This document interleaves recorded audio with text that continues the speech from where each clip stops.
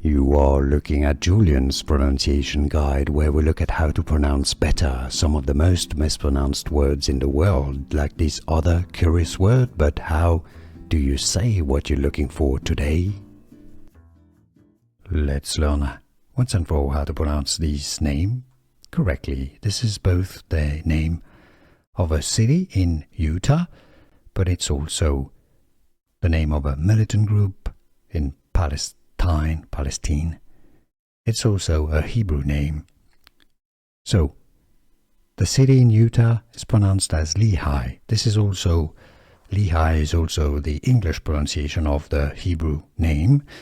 However, in Hebrew, it's normally pronounced as Lehi or Lehi.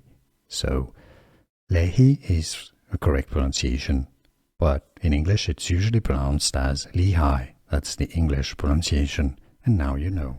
Here are more videos on how to pronounce more confusing words and names too many mispronounced. Like this video if you found it useful. I appreciate your support. I'll see you soon, and thanks for watching.